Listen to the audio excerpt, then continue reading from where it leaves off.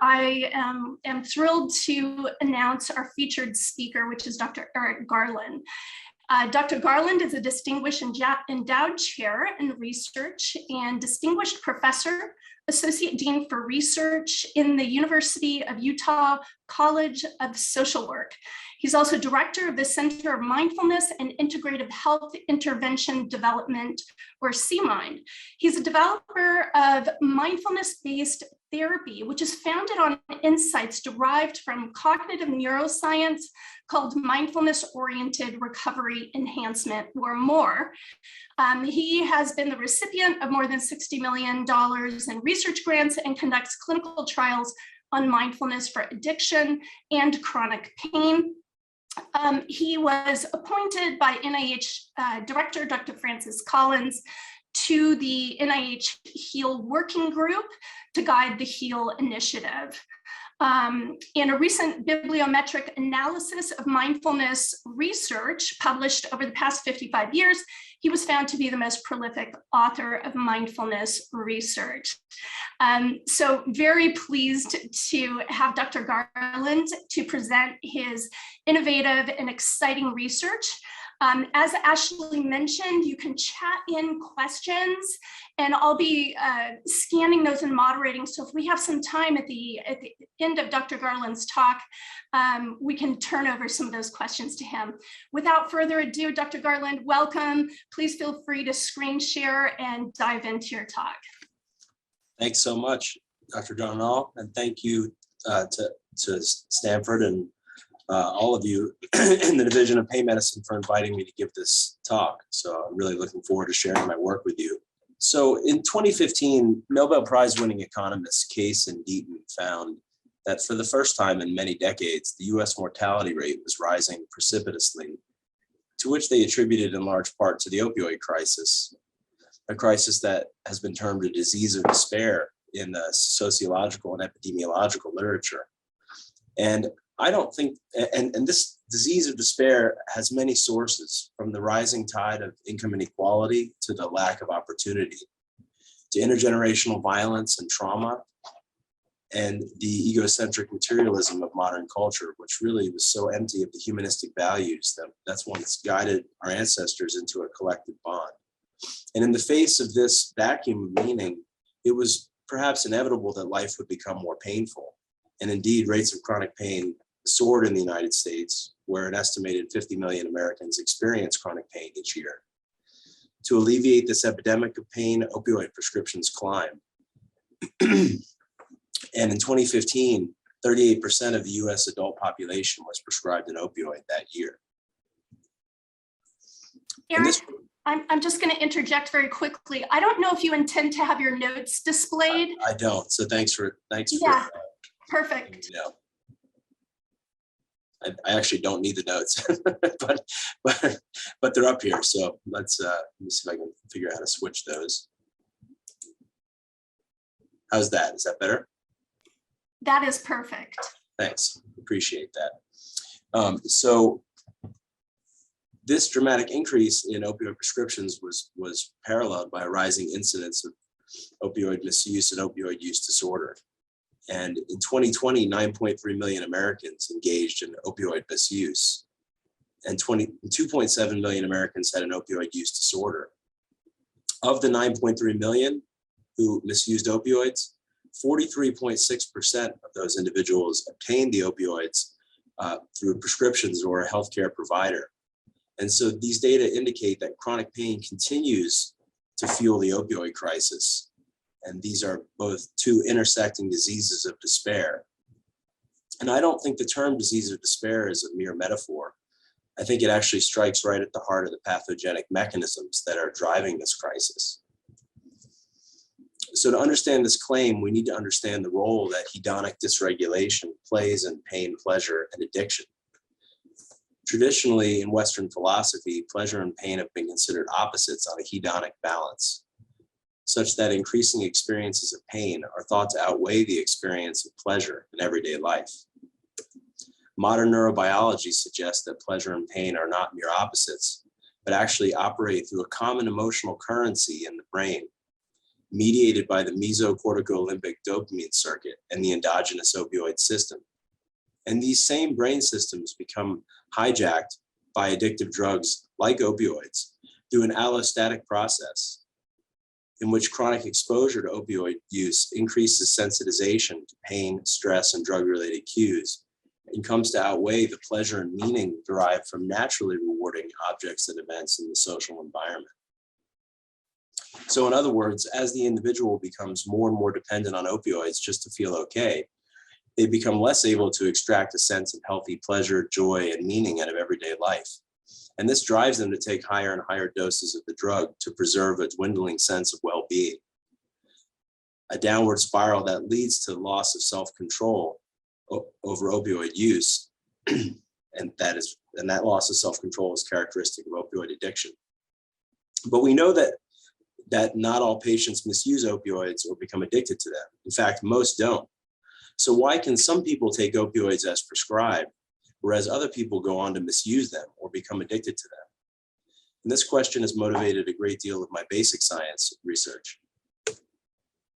To answer this question, I use tasks from cognitive neuroscience, such as the dot probe task. In this task, there's a computer screen and it's split in two. On one side of the screen is a pain-related image. On the other side of the screen is a neutral image.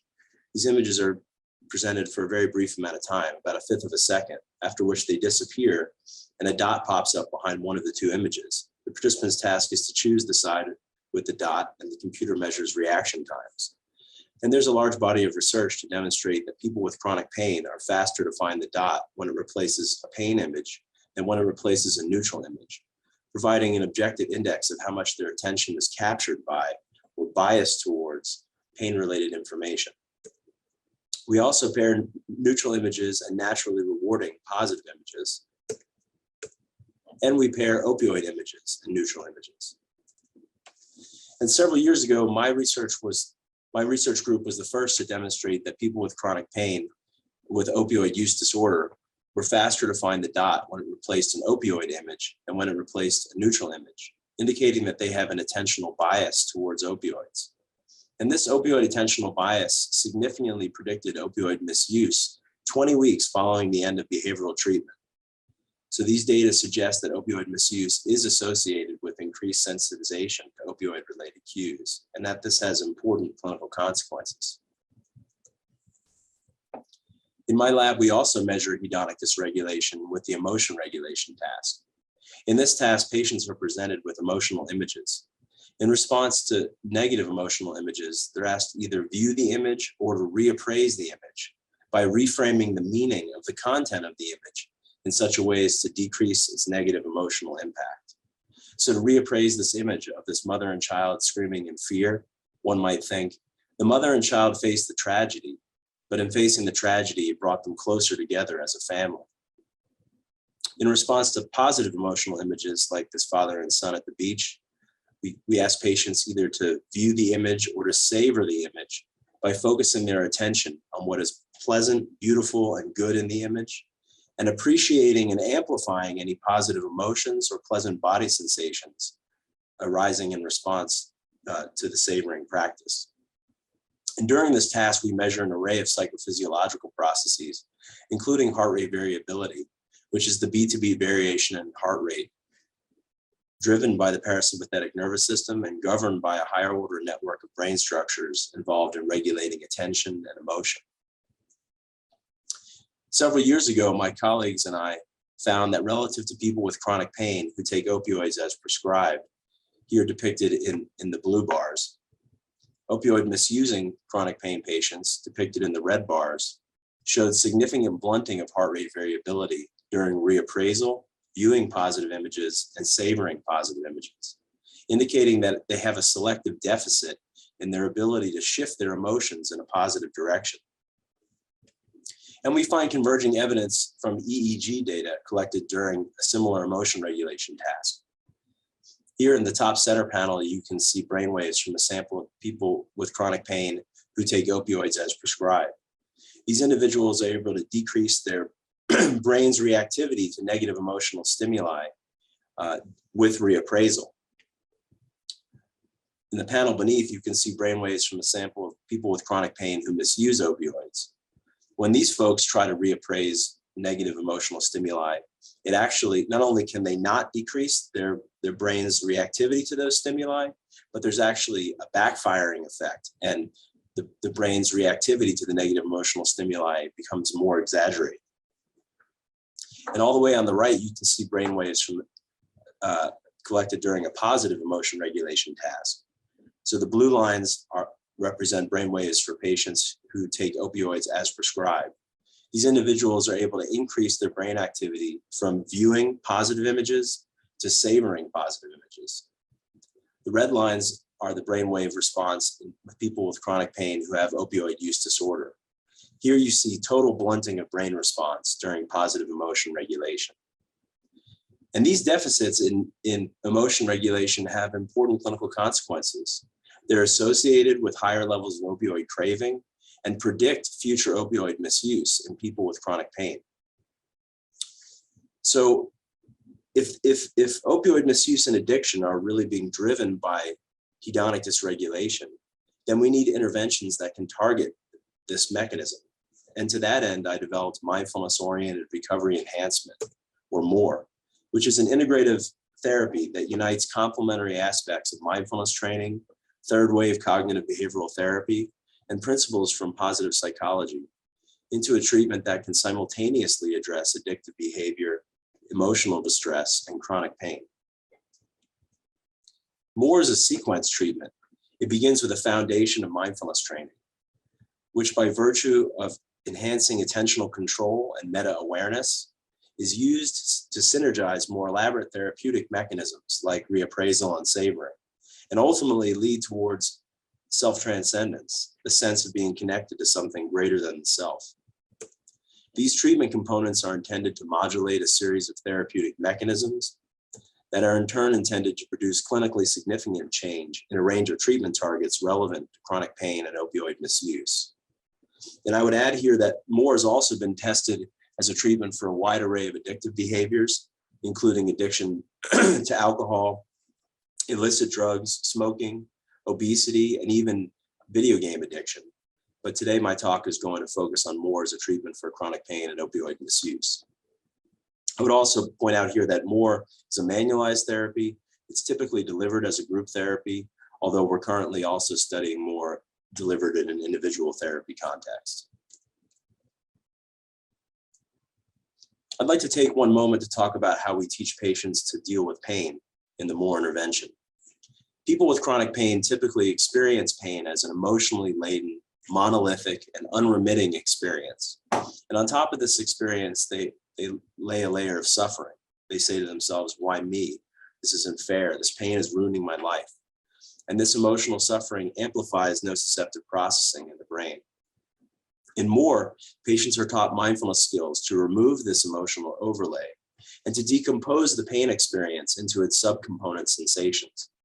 So rather than focusing on some terrible, awful anguish in the body, we teach patients to use mindfulness to zoom into that experience and to deconstruct it into sensations of heat or tightness or tingling, as well as to notice the spaces in between those sensations where there's either no sensation at all or potentially pleasant sensations right next to the painful ones. Using mindfulness to achieve this interoceptive awareness of sensation in the body may reduce emotional bias during pain appraisals and thereby decrease pain intensity and unpleasantness. And in MORE, patients are taught a similar technique to cope with craving, breaking the craving down into its cognitive, emotional, and sensorial components. Now I want to talk about another technique in MORE that makes this intervention quite unique. In session 4, patients are taught a mindful savoring technique, here depicted in this beautiful infographic developed by the National Center for Complementary and Integrative Health. So patients are taught to practice savoring by focusing mindful attention on a rose, appreciating the beautiful colors, textures, and scent of the flower, as well as the touch of its petals against the skin. And during this practice, patients are guided to cultivate a metacognitive reflective attitude and to become aware of, appreciate, and amplify any positive emotions or pleasant body sensations arising during the savoring practice. Then patients are asked to practice this skill at home with naturally occurring pleasant experiences in everyday life. And this technique is intended to amplify natural reward processing in the brain, induce positive affect analgesia, enhance positive emotions and the sense of meaning in life, and elicit experiences of self-transcendence, the sense of being connected of the self being connected to the world. So through this integration of mindfulness, reappraisal, and savoring skills, Moore aims to modify associative learning mechanisms that have become hijacked during the allostatic process of addiction by strengthening top-down cognitive control functions to restructure bottom-up reward learning from valuing drug-related rewards back to valuing natural rewards. So this therapeutic focus accords with my restructuring reward hypothesis, which states that shifting valuation from drug-related reward back to valuing natural reward will reduce craving and addictive behavior. And in my view, as both a scientist and a clinician, I believe that this therapeutic process of restructuring reward learning may be an essential process to recovery from opioid misuse and addiction. So I've given you a lot of theory, but let's get into the data. The first set of data I want to present comes from the original NIH-funded randomized controlled trial of Moore as a treatment for chronic pain and opioid misuse. So in this study, there were 115 chronic pain patients who had been taking opioids for about 10 years.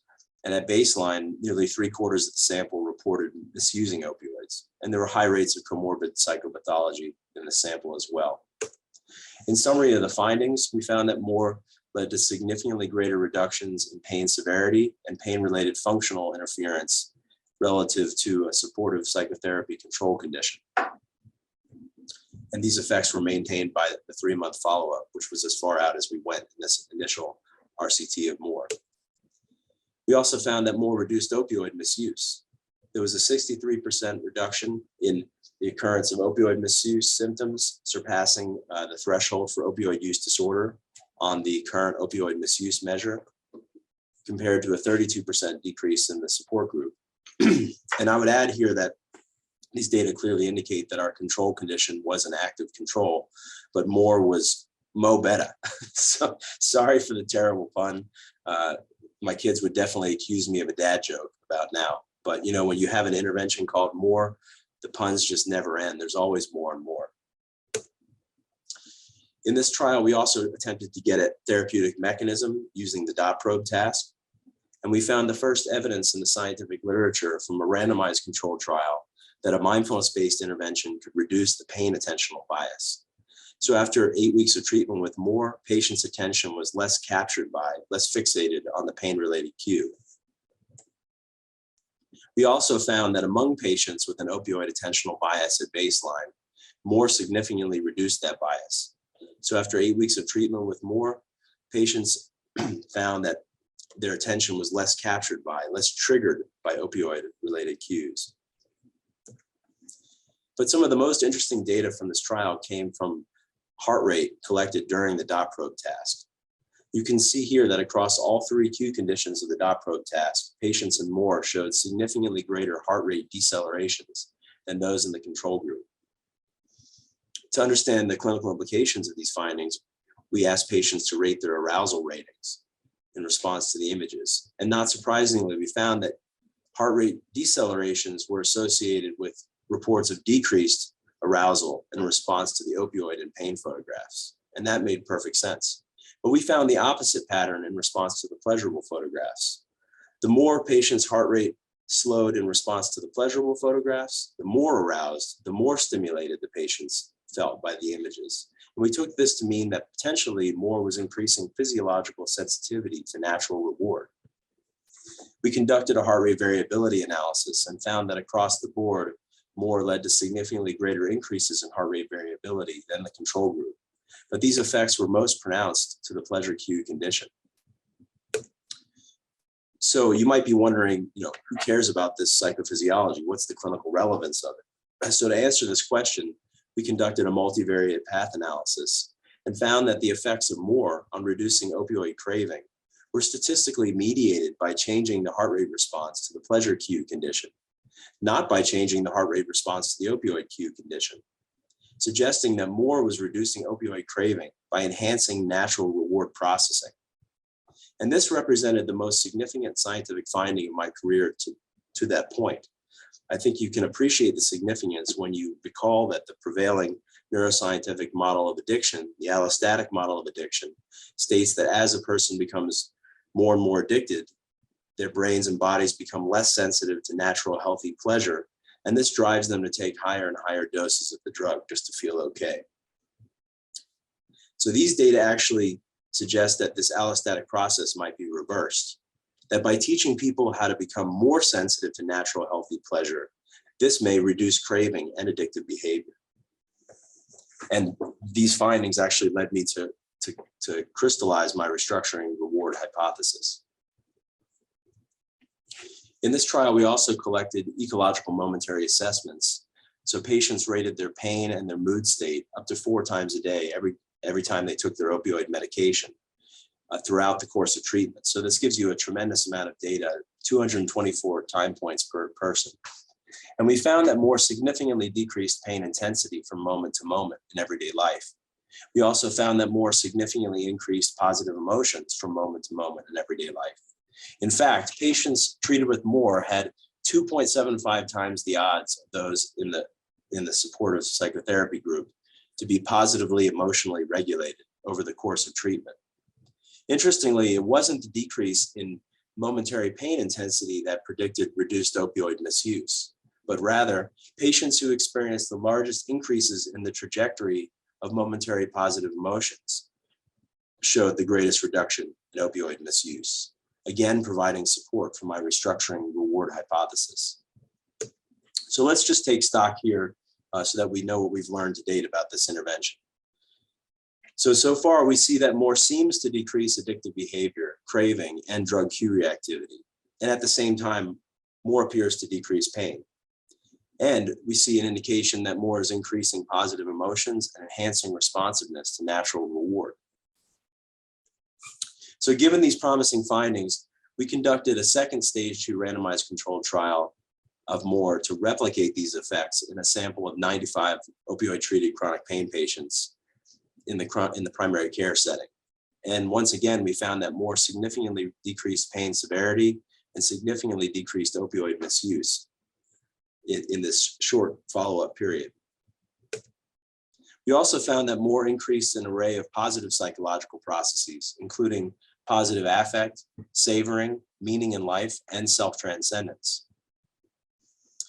Importantly, the effect of more on reducing pain severity and opioid misuse was statistically associated with increases in these positive psychological functions, suggesting that one way to treat the disease of despair of opioid misuse and chronic pain is to teach people how to savor natural, healthy joy, meaning, and self-transcendence in everyday life. And in this trial, we also found an indication that more was reducing opioid use. There was a 32% reduction in opioid dose by the 3-month follow-up in this trial. We wanted to understand the mechanisms underlying this effect. So we brought patients into the lab and we asked them to practice mindfulness meditation while we measured their heart rate variability, and found that patients treated with more showed significantly greater increases in heart rate variability during the lab-based mindfulness meditation task. But importantly, the effects of more on reducing opioid dose were statistically mediated by these increases in heart rate variability response during meditation. And given known linkages between heart rate variability and self-regulatory capacity, these data suggest that mindfulness may help patients to self-regulate their urge for opioids and to strengthen their self-control over opioid use. At the same time, we were interested in whether more could enhance outcomes among people with chronic pain and opioid use disorder who were being treated with medications for opioid use disorder. So my colleague Nina Cooperman and I were awarded a grant from the National Center for Complementary and Integrative Health to conduct a pilot randomized controlled trial of more as an adjunct to methadone maintenance treatment. We conducted this pilot trial in inner city New Jersey with a highly racially diverse sample. And we didn't expect to see significant effects in such a small sample, but we certainly did. We found that more significantly reduced days of opioid use, days of drug use in general, and also reduced pain and depression relative to patients undergoing methadone treatment as usual.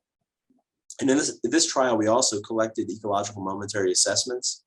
And we used smartphones and we pinged people twice a day to rate their craving and mood state. We found that more significantly decreased craving intensity. In fact, it cut craving intensity by 50% by the end of treatment. We also found that more increased positive emotions from moment to moment. And again, we found that increases in momentary positive emotions were correlated with decreases in craving, providing additional support for my restructuring reward hypothesis. So let's take stock again. What do we know about the intervention? We see that more seems to decrease addictive behavior and craving, and more also appears to reduce chronic pain symptoms. At the same time, more appears to be increasing positive emotions and the sense of meaning in life. And more appears to be exerting these therapeutic effects by increasing self-regulatory capacity and eliciting experiences of self-transcendence. So given these compelling findings, we really wanted to get under the hood and start to understand the neurophysiological mechanisms by which more was producing its clinical outcomes. So to do so, we collected EEG data in a new sample of opioid-treated chronic pain patients while they participated in an opioid cue reactivity task. So here in the red line, you can see the brain's response to viewing opioid cues before treatment. And then here in the blue line on the left, you can see the brain's response to viewing opioid cues following 8 weeks of treatment with more.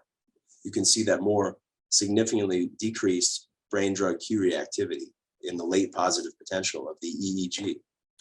And on the right, you can see brainwaves from a sample of patients undergoing supportive group psychotherapy.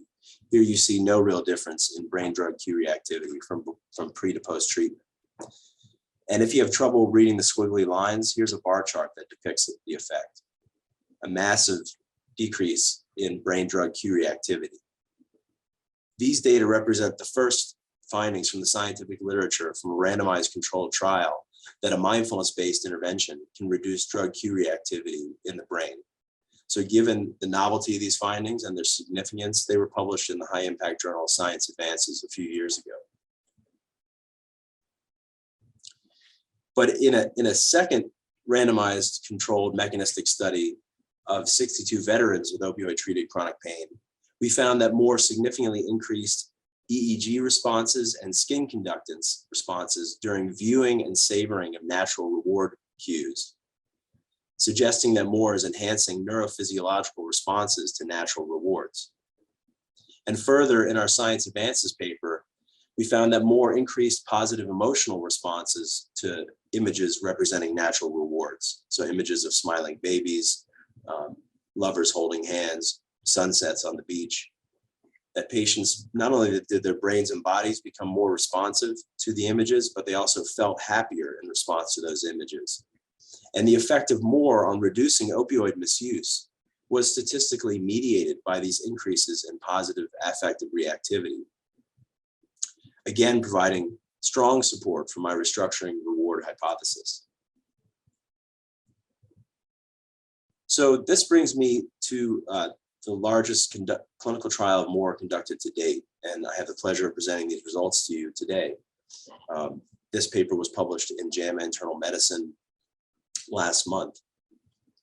So in this trial, there were 250 opioid misusing chronic pain patients who were randomized to receive 8 weeks of more or 8 weeks of supportive psychotherapy, both delivered in the primary care context, in the same environment where patients were receiving their opioid pain management. Patients reported an average pain of 5.5 out of 10 at baseline and had been in pain for about 15 years. Patients were taking high opioid doses at baseline, an average of 101 morphine milligram equivalents a day.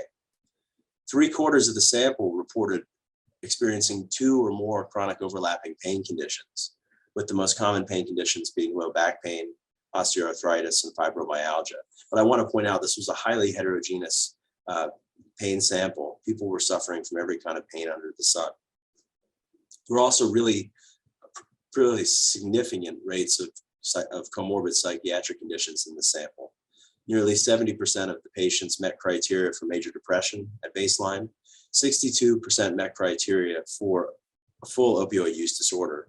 21% met criteria for a non-opioid substance use disorder. And there were high rates of generalized anxiety and PTSD in the sample as well. We monitored treatment fidelity very closely in this trial. My day job for many years was listening to hundreds of hours of tapes of therapists delivering this intervention to ensure that they were delivering both study interventions to a high degree of quality, and the therapists did an excellent job. Fidelity ratings were extremely high. In summary of the findings, using an objective index of opioid misuse that triangulates self-report, blinded clinical interview, and drug urine screen, Moore reduced opioid misuse by 45% at the 9-month follow-up point, more than doubling the effect of standard supportive psychotherapy. At the same time, Moore significantly reduced opioid use. In fact, 36% of patients treated with Moore were able to cut their opioid dose in half or greater by the 9-month follow-up point. And using ecological momentary assessments of opioid craving in everyday life, we found that Moore significantly decreased opioid craving from moment to moment. So these data indicate that Moore is a highly efficacious treatment for reducing opioid misuse and may also be useful for opioid dose titration as well. At the same time, we found that Moore significantly improved chronic pain symptoms and emotional distress through the 9-month follow-up. 50% of patients treated with Moore reported clinically significant reductions in pain intensity. And overall, the effect sizes that we observed of Moore in reducing chronic pain exceed those observed in meta-analyses for CBT, which is the current gold standard psychological treatment for chronic pain. At the same time, Moore significantly improved multiple dimensions of psychological health through the 9-month follow-up, including symptoms of depression and PTSD, as well as increasing positive emotions, mindfulness, meaning in life, and self-transcendence. And these findings support my mindfulness to meaning theory, which states that mindfulness, reappraisal, and savoring stimulate an upward spiral of positive cognition and affect to promote meaning in the face of adversity and enhance human flourishing. And these data also suggest that Moore is a broad spectrum treatment that can simultaneously address chronic pain, opioid misuse, and comorbid psychiatric conditions. But Moore also appeared to strengthen internal reward responses. So these are data collected by a computerized body map that was designed by my colleague Adam Hanley and myself. On this body map, patients locate pleasant and unpleasant sensations. Pleasant sensations are represented in blue, unpleasant sensations are represented in red, and the density of the hue indicates the frequency with which a given part of the body was identified as pleasant or unpleasant. This is a one-sided body map, so it represents the summation of pleasant and unpleasant sensations on the front and the back of the body. Here you can see that Moore massively increased pleasant sensations over time. And Moore also significantly shifted the ratio of pleasant to unpleasant sensations. So at baseline, patients reported experiencing about 1 pleasant sensation for every 4 unpleasant sensations. And I find that just really sad. It shows how much these folks were suffering. But by 6 months after the end of treatment with Moore, patients were reporting 2 pleasant sensations for every 1 unpleasant sensation, indicating that Moore radically modifies embodied self-representation, teaching patients how to internally generate, how to self-generate natural reward responses, and thereby shifting the sense of the body from being a place of anguish to becoming a place of refuge. And finally, we wondered whether experiences of transcendence evoked during deep meditative states might actually have an impact on addictive behavior. So in a recent mechanistic experiment published in Neuropsychopharmacology, we found in a sample of veterans with opioid-treated chronic pain participating in the Moore intervention that when we brought them into the lab and we asked them to practice mindfulness meditation while we measured their EEG responses, that those veterans treated with Moore showed significantly greater increases in frontal midline theta EEG power and coherence relative to those in a supportive psychotherapy control condition. Increases in frontal midline theta power were associated with reports of self-transcendence and mediated the effect of more on reducing opioid dosing. So frontal midline theta is a well-established biomarker of cognitive control, but it also increases during states of flow when self-referential processing is suspended and transcended during deep cognitive absorption with ongoing experience. These findings suggest that mindfulness meditation practice may actually provide a means of endogenous theta stimulation of the prefrontal cortex, and thereby enhance inhibitory control over addictive behavior. And actually, we have a full replication of these effects in EEG data collected during the R01 funded trial that was published in JAMA Internal Medicine. So we're actually working on writing up these results for publication in another scientific journal. But in that study, we have data from 165 opioid treated chronic pain patients showing the same pattern, that those who are treated with more show significantly greater increases in frontal midline theta EEG oscillations during mindfulness meditation. Increases in frontal midline theta, again, were correlated with experiences of self-transcendence and mediated the effect of more on reducing opioid misuse through the 9-month follow-up point. So having this replication across 2 separate samples, to me, provides fairly strong evidence that frontal midline theta may actually be a mechanism of the effects of mindfulness on reducing addictive behavior. So putting all this together, we see clearly now that more does decrease addictive behavior and craving towards opioids, and at the same time, more effectively reduces physical and emotional pain. But more also enhances positive emotions, natural healthy reward, and the sense of meaning in life. And these effects appear to be linked with increased self-regulatory capacity, cognitive control capacity, and experiences of self-transcendence. So taken together, this body of work supports my restructuring reward hypothesis, which suggests that increasing natural, healthy pleasure, joy, meaning, and self-transcendence may come to outweigh the pull of drug-related reward and thereby reduce addictive behavior.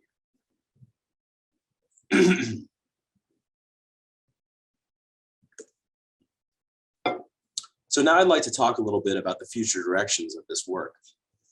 So one direction that I'm working in earnest in is to identify the neurobiological mechanisms of more.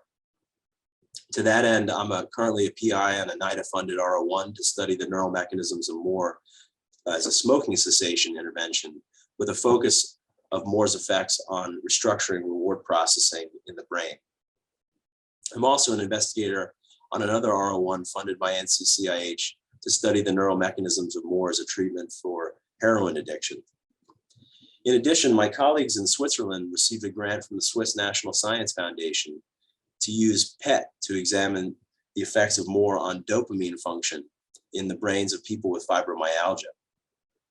I'm very excited about that study and actually heading out to Switzerland next week to meet with my colleagues there and provide refresher training to the clinicians in Switzerland who are delivering this therapy.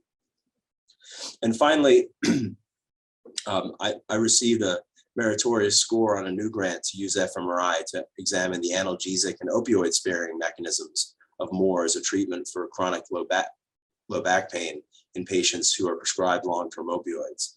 And this study is particularly important, not only in helping us to understand how more is inducing analgesic effects in people with chronic pain, but also how more is helping patients to self-regulate their opioid use, which actually is a question that hasn't really been answered by science yet. You know, how is it that a patient, when they're given a prescription bottle, are able to actually moderate their use and not take an excessive amount of opioids? What are the brain mechanisms that allow people to self-regulate that? So I think this should be really a fundamental contribution to the field, and I'm looking forward to pursuing this study. Another future direction of this work is focusing on optimizing more. We can see here across these multiple trials that more appears to be highly efficacious but it doesn't work for everyone. There's still a significant subset of patients who are not getting relief from the intervention.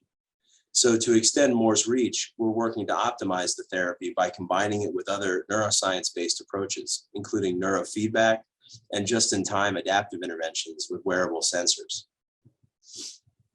So I've currently been conducting a stage 1 pilot randomized controlled trial of Moore plus orbital frontal cortical neurofeedback using FNIRS. FNIRS is functional near-infrared spectroscopy. So this is an imaging modality that uses near-infrared light to measure changes in blood flow in the brain. And unlike fMRI, it's highly portable. It's essentially similar to an EEG system. So you're putting a cap on someone's head. You don't need to send somebody to the magnet, which is nice. This modality doesn't have the ability to go deep into the brain like fMRI, but it can localize activity to various parts of the cortex. So our protocol involves training people in Moore. Once patients have learned the savoring skill in session 4, we bring them into the laboratory for 3 neurofeedback sessions where we provide a real-time readout of brain activity from their orbital frontal cortex as they practice savoring a rose. As their OFC becomes more active, we play an auditory tone to signal to the patient that they're savoring correctly, and this will enhance the learning process of savoring. So let's see if I can play this audio clip for you and that you can hear it with me demonstrating our protocol. So the trial begins with a rest period to allow the brain to come back to baseline. Then when the instruction to savor appears on the screen, you can hear a tone. As my orbital frontal cortex becomes more active, here on the laptop, you can see activation in the right orbital frontal cortex as I savor the rose, becoming more intense. And my favorite part of this clip actually is what happens when the trial ends and I put down the rose. Listen to the sound and watch what happens to the spot of activation on the brain. That's crazy. So you can see that the effect is quite really strong activation of the right orbitofrontal cortex. Quite localized to the orbital frontal cortex, and quite remarkable. And our hypothesis is that providing orbital frontal cortical neurofeedback during savoring may actually facilitate the restructuring reward process and thereby produce improved outcomes in the reduction of chronic pain and opioid misuse. And we don't know that yet, but what we do know from initial findings from this pilot trial is that the neurofeedback is in fact working. So here's brain activation in a sample of opioid-treated chronic pain patients undergoing the Moore neurofeedback intervention versus supportive psychotherapy. Focusing here on the orbital frontal cortical region of interest, we see there's a significant group by time effect. And what's quite amazing here is this was during a positive emotion regulation task. So we're showing images of naturally rewarding cues on the computer screen, and we're asking patients either to view the image or to savor the image. And what we're seeing here is that this ability to savor, which we trained with a real physical rose in the neurofeedback sessions, is actually transferring to this positive emotion regulation task that involves viewing photographs on the computer screen. So there's this generalization and transfer of learning, which is really quite exciting. Now, whether this correlates with clinical outcomes, we don't know yet. And really, I think this is a call for the need for a much larger and more rigorous trial to unpack this effect, but it certainly is promising. Another direction that we're moving into is using just-in-time adaptive interventions with wearable sensors to extend the Moore therapy.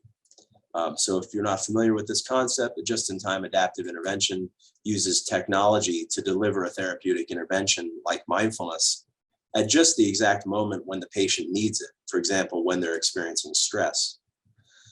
So in this trial, we developed a JEDI system using a commercially available wearable sensor, so a cheap Garmin smartwatch. It costs about $100 each.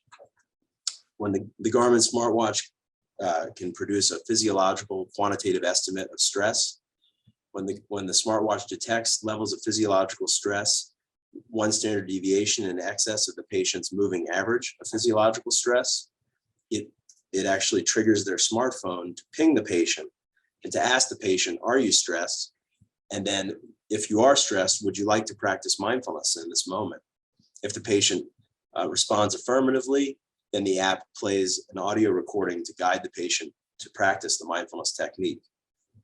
So in a stage 1 randomized controlled trial involving 63 opioid-treated chronic pain patients, we randomized them to 8 weeks of more delivered by telehealth over Zoom versus an 8-week supportive psychotherapy intervention delivered by Zoom. And we gave patients these smartwatches.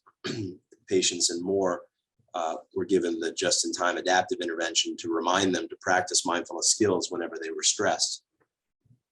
And we found that the More plus JEDI intervention led to significantly greater reductions in opioid craving from moment to moment, and significantly greater reductions in pain intensity from moment to moment throughout the course of treatment and the 1-month follow-up point. We also found that when the patients used the just-in-time adaptive intervention, the use of the audio recording was associated with significant reductions in pain intensity, pain unpleasantness, opioid craving, and significant increases in positive affect in the moment. So these data also suggest that this system of combining more with a JEDI intervention can extend the reach of the therapy and improve clinical outcomes. And here again, now we need to scale this up to a larger trial, but the pilot trial is quite promising. So finally, another future direction that I'm interested in is to develop scalable versions of More that can be embedded into standard medical care pathways. I've done a lot of this work with my colleague, Adam Hanley, who I think is a real pioneer in this area. This work began with a study that I conducted about 5 years ago. In this trial, there were 244 hospital inpatients who were experiencing unmanageable pain from everything under the sun, including orthopedic traumas, diseases like cardiovascular disease, infectious diseases, neurological pain, burn pain, patients who had gone through surgery, and anything that would cause a patient to be suffering from unmanageable pain in the hospital. When they complained about the pain to their nurse, the nurse entered a flag on their medical record, which triggered a social worker from the hospital to come down to the hospital room and deliver one of 3 brief scripted interventions, either a 15-minute mindfulness meditation intervention extracted from the More therapy, or a 15 minutes of hypnotic suggestion, or a 15-minute pain psychoeducation control condition. And we found that the mind-body interventions reduced pain intensity by about 25% in the moment, which is comparable to the pain relief that would be produced by 5 milligrams of oxycodone. And so when I saw this, I just wondered if a simple scripted mindfulness intervention, 15 minutes long, could produce this much pain relief, then why aren't we embedding mindfulness interventions everywhere in the healthcare system where pain is encountered? So this led us to pursue the next study, which was to examine the impact of mindfulness in patients undergoing orthopedic surgery, and specifically joint replacement surgery. And we know that knee and hip replacements are supposed to increase by 200 to 400% by 2040. So just a huge increase in the number of these surgeries. And although these surgeries are often very effective, opioids are prescribed during these surgeries. And so this is a potential vector for the opioid crisis. So if we can intervene at this moment when opioids are being prescribed and reduce pain effectively while enhancing self-regulatory capacity over opioid use, maybe we can actually prevent some of this downstream epidemic of opioid misuse and addiction. So in this trial, 285 patients who were undergoing joint arthroplasty were randomized to receive either 15 minutes of mindfulness extracted from the More therapy, or 15 minutes of hypnotic suggestion, or a 15-minute CBT intervention. And we found actually that 6 weeks after surgery, patients randomized to mindfulness reported the largest increases in physical function scores on the PROMIS. And typically, joint replacement patients' 6-week physical function scores were very similar to their preoperative scores. But in this study, we found that patients who received mindfulness had physical function scores at 6 weeks after surgery that you would expect to see 3 months after surgery. So it appeared as if preoperative mindfulness training is actually dramatically accelerating the recovery process from arthroplastic surgery. And in a second clinical trial involving 118 joint replacement patients, we randomized them to receive one of 2 different mindfulness practices, either a mindful breathing practice or a mindfulness of pain practice extracted from the Moore intervention, the one that I described to you earlier that involves zooming into pain and deconstructing the pain experience into its sensory components. We found that both of these mindfulness interventions more quickly decreased postoperative pain intensity and pain interference and opioid use in the month following surgery compared to a brief cognitive behavioral intervention. So these data suggest that a single session of mindfulness training may actually be useful when delivered preoperatively to improve postoperative outcomes. But now we're undertaking a trial that pulls all of this work together. We're examining sequences of treatment, preventative mindfulness interventions preoperatively, combined with postoperative, more intensive mindfulness interventions to help patients who are still struggling a month after surgery. So my colleagues and I were awarded a DoD clinical trial award to conduct a sequential multiple assignment randomized trial, a SMART trial, to test these sequences of therapy. In the first phase of the trial, patients will be randomized to receive a single session of mindfulness versus usual care as part of their preoperative program prior to joint replacement surgery. Then we follow the patients 1 month after surgery, measure outcomes. For patients who are still struggling with chronic pain or prolonged opioid use a month after surgery, we re-randomize them to receive either another session of mindfulness training or the full 8-week Moore intervention. So we're really excited. This is a large study that's going to involve 500 patients on 4 military installations around the country.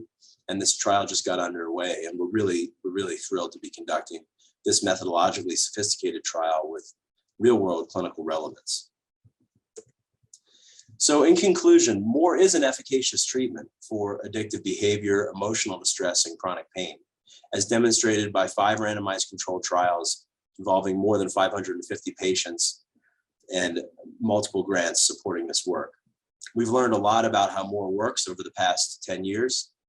Moore's mechanisms of action include reducing drug cue reactivity, increasing natural reward processing, enhancing meaning in life, and eliciting experiences of self-transcendence. Given Moore's efficacy, it's now time to move more towards real-world effectiveness trials and implementation research in integrated health systems to understand how best to deliver this therapy in the context of standard care. It's also time to disseminate Moore.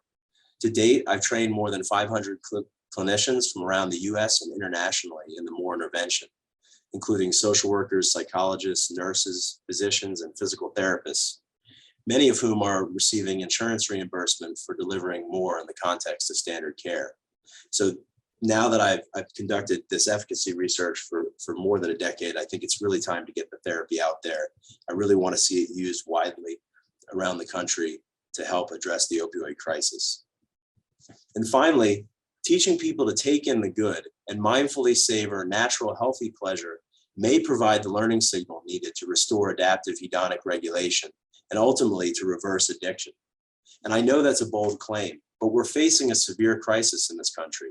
And I sincerely hope that this line of research has been somewhat useful in helping to address this problem. So thank you for your attention. I want to acknowledge the funders of this work, as well as my colleagues and lab who helped to bring this work to fruition, and love to talk with you and answer your questions.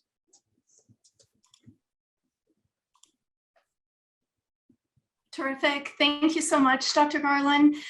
We made visible the questions. Thank you, Ashley, for doing that. So I could read them to you, but if you're able to just open the Q&A, you'll see that there's 4 questions waiting for you. The first one from Dr. Marie Weil. She asks, how can psychologists become trained to deliver more? Great. Yeah, happy to answer that question. So I conduct trainings and more several a year. Before the pandemic, they were all in person. Since COVID-19, we've been training people online over Zoom.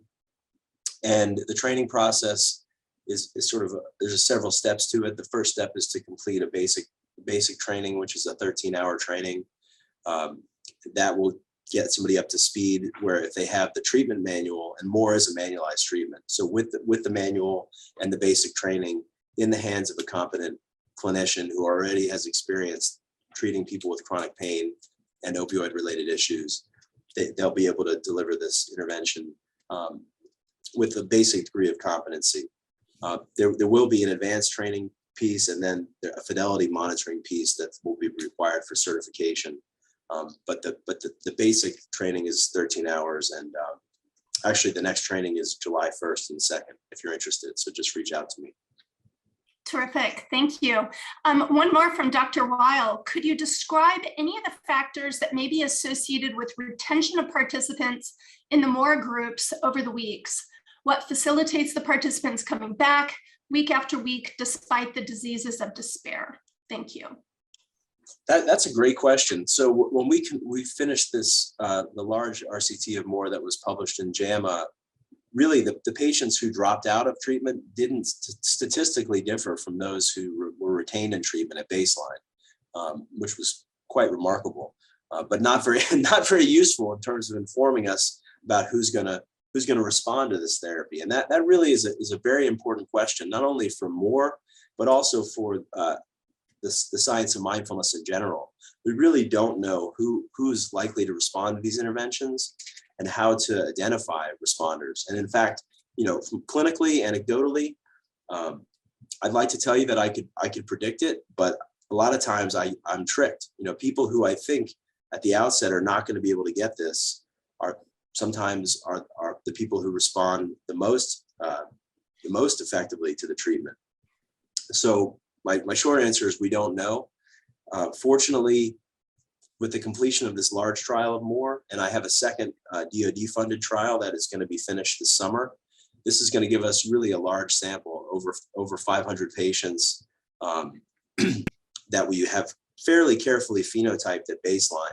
And so one of the projects that I hope to work on is to look at the moderators of MORE's treatment effect, try to understand what are the characteristics that predict who's going to respond and who is going to drop out of treatment. And then once we identify those folks, we can figure out what sort of adjunctive therapies they need to help them either maximize their benefit from MORE or just to route them to another therapy. For example, Dr. Darnall's Empowered Relief Program would be a good choice. Figure out who's going to respond to what, and then get them the treatment that they need. Terrific, thank you. One last question in the chat. Do the principles of MORE have the potential to prevent opioid misuse before it develops? Good question. So we actually have looked into this with one empirical study. So in a 2019 paper published in the Journal of Consulting and Clinical Psychology, I presented these results a little bit earlier. We looked at MORE in a sample of patients with chronic pain who were prescribed long-term opioids, but who were not misusing opioids at the time they enrolled in the trial. And we were interested, could MORE prevent opioid misuse? And in this sample of folks, we did see some indication of that MORE could prevent opioid misuse, that actually over time, patients in the control group, their opioid misuse scores continued to increase over time, whereas those in the MORE group, their scores actually decreased. So suggesting that MORE may be useful in a prevention capacity, but this really needs to be tested in a larger, fully powered trial. Terrific. Thank you so much, Dr. Garland, for a terrific talk. Oh, we have one last question. I noticed one of the investigated pain populations involved individuals in a burn unit. Does MORE assist with both sensory and nerve pain outcomes in addition to pruritus, as burn survivors tend to report challenges with all three sensory experiences? This is from Dr. Daniel Schneider. It's a great question. So we did look at patients with burn pain in our study of brief mindfulness training in the inpatient hospital setting. The subset of patients with burn pain was a small subset, and so we didn't examine the intervention directly in that subgroup. There weren't enough of those patients to do a subgroup analysis. So I can't speak with precision to answer your question. I think that would be an excellent empirical question to test with a well-designed study. My suspicion is that yes, more would be effective for treating both sensory and nerve pain, as well as itch. Because we're teaching a very similar technique to use mindfulness to cultivate interoceptive awareness of pain sensation and to undo pain catastrophizing, the negative emotional pain appraisals that could occur to these sensations. And my hypothesis is that when you strip away the emotional appraisal piece and get patients to focus on the sensation itself, in the absence of catastrophic cognitions or negative emotional pain appraisals, that you're going to see a reduction in pain intensity. I think it may be different in the context of acute burn pain than treating chronic pain. I think there, the nociceptive load is so high, and that even if the patient's not catastrophizing, they're hurting. So I would actually, I'd wonder if more would be less effective for a highly nociceptive event like burn relative to a chronic pain condition where the cognitive and emotional pieces are so salient. But I really don't know, and I think that would be a really good question to ask. Great. And if you have just a few more moments, one last question from Brooke Franklin. What are some next steps in increasing the impact and ubiquity of mindfulness-based interventions in primary care or other medical settings? Great question. I think that's a key question.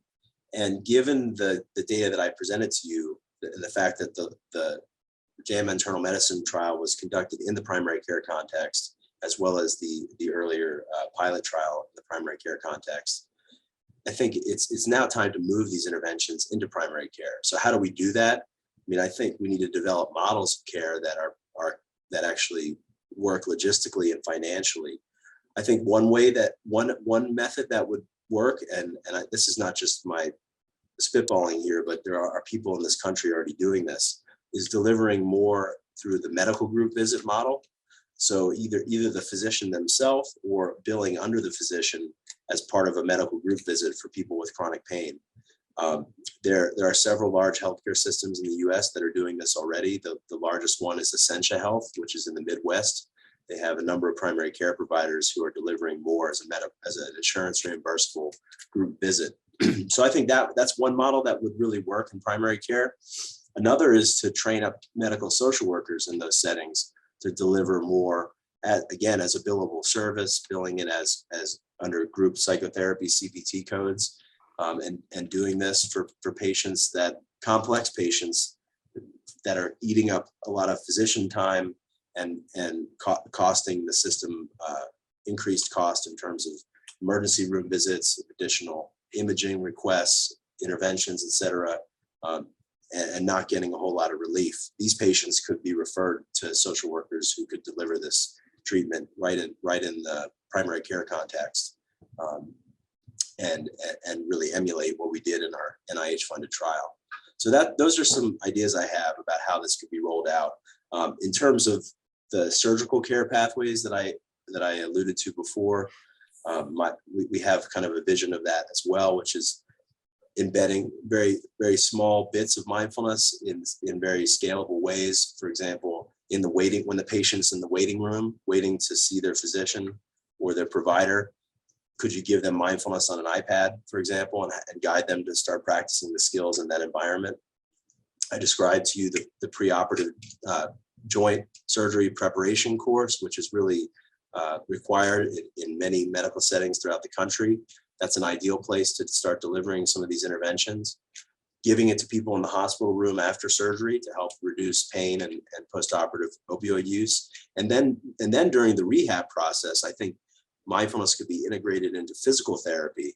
And I'm actually involved in several federally funded clinical trials that are looking at the integration of mindfulness into physical therapy as another vector, another site for administering this intervention and helping to improve health along this pathway to recovery. Terrific. Thank you so much, Dr. Garland.